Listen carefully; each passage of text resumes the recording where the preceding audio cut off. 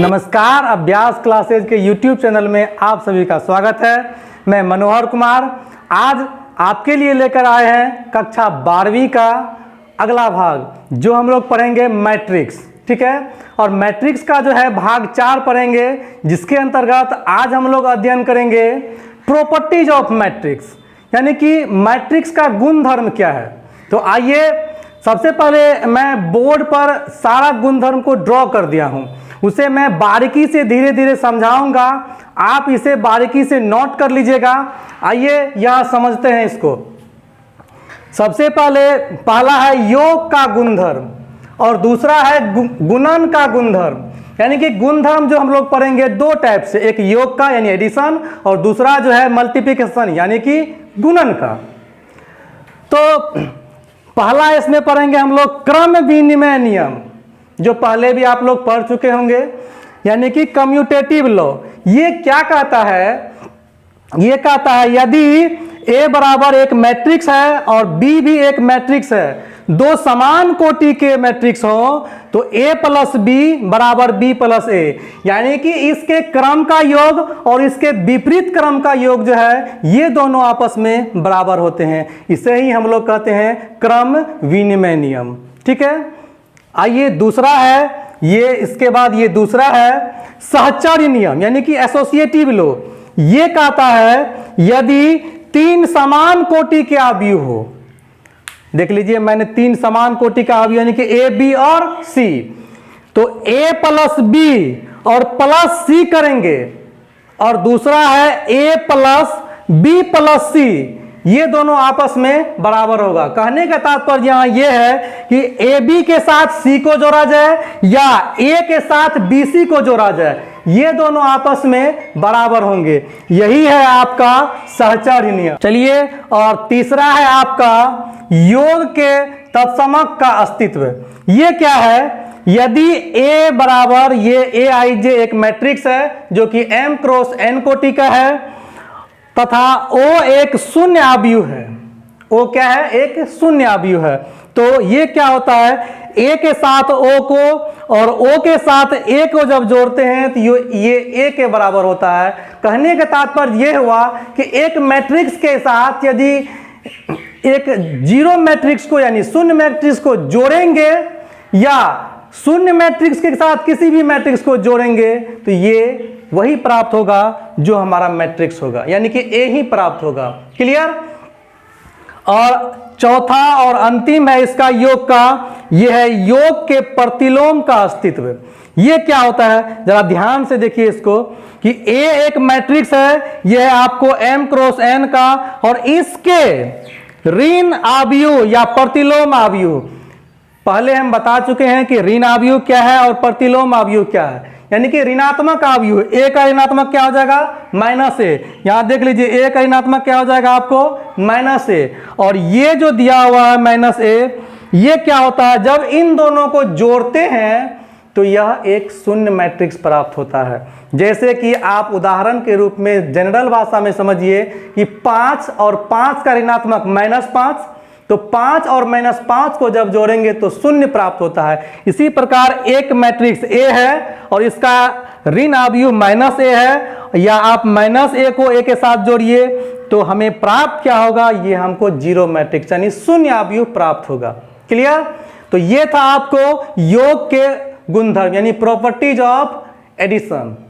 अब हम लोग पढ़ेंगे प्रॉपर्टीज ऑफ मल्टीप्लिकेशन, यानी कि गुणन का गुणधर्म। क्या है गुणन का गुणधर्म? आइए, पहला इसमें है सहचर्य नियम। क्या है? कि 3 अवयव हो, यानी कि A B C ले लिए हैं 3 अवयव, और 3 अवयव में क्या होता है? देखिए, A B को यदि C से गुना किया जाए या A को B C से गुना किया जाए तो ये दोनों आपस में क्या होता है? बराबर होता है। यही है आपको सहचर्य नियम। इसमें देखिए, इसमें आपको ये कहीं बाइंडिंग नहीं है कि वह मैट्रिक्स जो है वह स्क्वायर मैट्रिक्स होना चाहिए या और कोई कोटि का मैट्रिक्स होना चाहिए। ये जानना जरूरी है कि गुना होना जरूरी है, गुना का मैट्रिक्स होना जरूरी है। तो गुणन में हम लोग गुना के बारे में जरूर जानेंगे। अगला आइए हम लोग जानते हैं वितरण नियम यानी कि डिस्ट्रीब्यूटिव लॉ ये भी कह रहा है कि इन्हीं 3 अवयवों यानी ए बी सी के लिए ये देख लीजिए ये क्या होता है, ए के साथ यदि बी सी को जोड़ते हैं, ए के साथ बी सी को जोड़ने के बाद ए के साथ गुना करते हैं तो ये क्या होता है, ए इंटू बी ए बी और ए इंटू सी ए सी, ये आपस में क्या होता है, बराबर होता है। यदि यहाँ पर कोई मैट्रिक्स ए और बी और सी का होगा तो इस तरह यदि हम लोग हल करेंगे तो वो आपस में क्या होगा, बराबर होगा। और दूसरा है ए प्लस बी यानी ए बी को सी के साथ जब गुना करेंगे तो ये क्या हो जाएगा, ए सी और बी सी यानी F C plus B C, ये भी आपस में क्या होगा, बराबर होगा। ये परिभाषित है, ये बराबर किया हुआ है, आप करके देख सकते हैं। तो ये था आपका दूसरा नियम डिस्ट्रीब्यूटिव लॉ। अब आइए इसका तीसरा नियम हम लोग जानते हैं, ये है गुणन के तत्समक का अस्तित्व, यानी कि प्रत्येक वर्ग आव्यूह ए के लिए समान कोटि के एक आव्यूह आई के बारे में आप लोग पहले पढ़ चुके हैं। आई क्या है, एक तत्समक आव्यूह है का अस्तित्व इस प्रकार है, ये आई इंटू ए, जब आई को ए से गुना करेंगे और ए को आई से गुना करेंगे तो हमेशा हमको ए ही प्राप्त होगा। तो ये था आपको गुणन के तत्समक का अस्तित्व। तो ध्यान से इसे नोट कर लेंगे, और ये जो है खास करके कंपटीशन में बहुत ज़्यादा पूछता है, इसीलिए इसे आप ध्यान में रखेंगे। अब देखते हैं हम लोग एक आव्यूह के अदिश गुणन के गुणधर्म, ठीक है। अब हम लोग देखेंगे अदिश गुणन का जो है वह गुणधर्म क्या है। तो यदि ए एक मैट्रिक्स है m क्रॉस n का, तथा b भी ये भी m क्रॉस n कोटि का, समान कोटि वाले दो आव्यूह हैं, और k तथा l यहाँ ध्यान दीजिए, k तथा l जो है यह अदिश है। यह क्या है, अदिश है। जब यह अदिश होगा तो क्या होगा, देख लीजिए।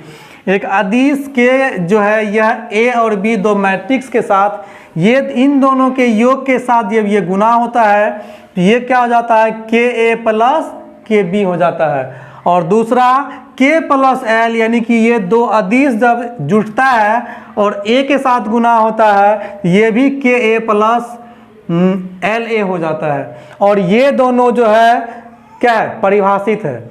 आप इसे सिद्ध कर सकते हैं एग्जाम्पल लेकर के, एक मैट्रिक्स ए लेंगे और एक बी लेंगे और ये दोनों बराबर हो जाएगा। क्लियर, देख लीजिए।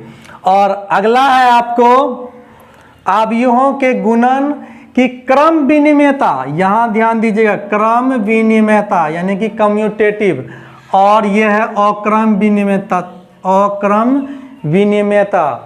तो ध्यान दीजिएगा यहाँ पर कि क्रम विनिमयता क्या है और अक्रम क्या है।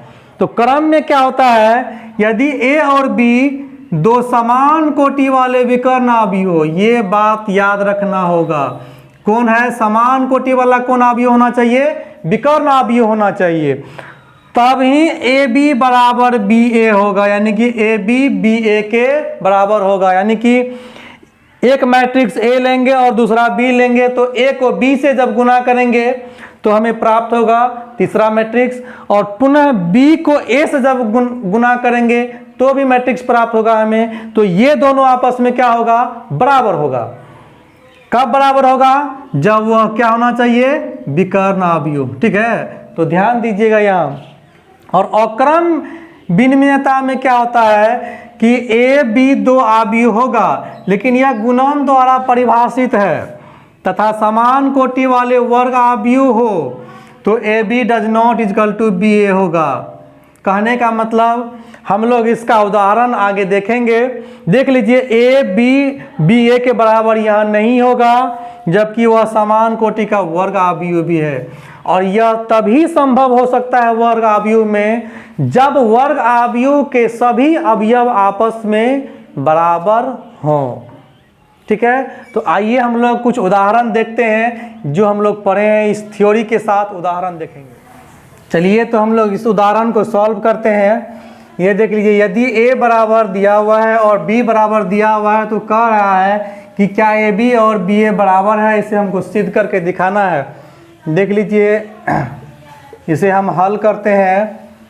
ये देख लीजिए, ए बराबर 1 0 0 2, ये आपको कौन मैट्रिक्स है, ये आपको विकर्ण अवयव है, ठीक है। और बी बराबर जो है ये भी आपको देख लीजिए 3 0 0 4, ये भी आपको विकर्ण अवयव है। तो कह रहा है ए बी और बी ए, तो पहले हम ए बी निकाल लेते हैं और फिर उसके बाद बी ए निकाल लेंगे। तो ए बी बराबर क्या हो जाएगा 1 0 0 2, ठीक है, और ये 3 0 0 4, ठीक है। ये देख लीजिए, यदि हम लोग इसको अब मल्टीप्लाई करते हैं तो 1, ये हम रो लेंगे तो इसका क्या लेंगे, कॉलम लेंगे। तो ये क्या प्राप्त हो जाएगा हमें, 1 से 3 करेंगे 3, और 0 को 0 से ये हो जाएगा 0, और दूसरा हो जाएगा 1 को 0 से 0, और 0 को 4 से 0, 0 प्लस 0, ठीक है। दूसरा क्या होगा, ये लेंगे, ये अब दूसरा रो लेंगे 0 को 3 से 0, और 2 को 0 से, ये भी आपको 0 हो गया, ठीक है। अब देख लीजिए 0 को फिर 0 से ये भी 0 हो जाएगा, और 2 को 4 से, 2 गुना 4 कितना हो जाएगा 8, ये आपको क्या प्राप्त हो जाएगा, ये हो जाएगा आपको प्राप्त 3 0 0 8, ठीक है। अब ये हम क्या निकाल लिए, ए बी निकाल लिए। अब हमको बी ए निकालना है, बी ए। अब क्या लेंगे, पहले 3 0 0 4, और दूसरा लेंगे 1 0 0 2, ठीक है। ये क्या होगा आप देख लीजिए। अब फिर यहाँ पर क्या लेंगे, हम रो लेंगे, 3 को 1 से गुना करेंगे कितना हो जाएगा, ये 3 हो जाएगा, और 0 को 0 से 0 हो जाएगा। उसके बाद फिर 3 को 0 से गुना करेंगे 0 हो जाएगा, और 0 को 2 से गुना करेंगे ये भी 0 हो जाएगा। फिर दूसरा लेंगे हम लोग रो, ये 0 को 1 से 0 हो जाएगा, और 4 को 0 से ये भी 0 हो जाएगा, ठीक है। और ये देख लीजिए, फिर 0 को 0 से गुना करेंगे ये भी 0 हो जाएगा, और 4 को 2 से गुना करेंगे ये कितना हो जाएगा 8 हो जाएगा, ठीक है। देख लीजिए ये 3 हो गया, 0 हो गया, फिर 0 हो गया, और 8 हो गया। ये क्या प्राप्त हो गया, ये हमको प्राप्त हो गया ए बी बराबर है किसका, बी ए का। कब बराबर है, जब ये दोनों कौन मैट्रिक्स है, विकर्ण अवयव है। ए बी के कौन मैट्रिक्स है, विकर्ण अवयव है, और बी भी कौन अवयव है, विकर्ण अवयव है। तो अभी हमने लिखा था कि जब दो विकर्ण अवयव होंगे तब ही ए बी बराबर बी ए होगा। यही है क्रम विनिमय का गुणन नियम, गुणन का गुणधर्म, ठीक है। हम लोग अगला उदाहरण देखते हैं। चलिए हम लोग अगला उदाहरण देखते हैं। ये आपको दिया हुआ है क्या, a बराबर दिया हुआ है और ये b बराबर दिया हुआ। ये कह रहा है कि A B does not equal to B A. ये आप देख सकते हैं कि ये एक स्क्वायर मैट्रिक्स है, ये भी क्या है, एक स्क्वायर मैट्रिक्स है। तो अब हम लोग इसको हल करते हैं। पहले ए बी ज्ञात करते हैं। ए बी ज्ञात करने के लिए क्या करना पड़ेगा, ए बी बराबर डायरेक्ट लिखते हैं हम। ये देखिए 1 0 0 -1, और ये मल्टीप्लाई हो जाएगा 0 1 1 0 से, ठीक है।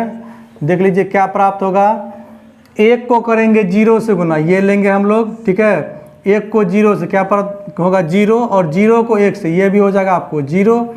अब देख लीजिए 1 को फिर 1 से करेंगे कितना हो जाएगा 1, और फिर 0 को 0 से ये हो जाएगा 0, ठीक है। अब 0 को 0 से ये 0, और -1 को 1 से तो -1 हो जाएगा ये। अब 0 को 1 से ये 0 हो जाएगा, और -1 को 0 से ये भी आपको 0 हो जाएगा।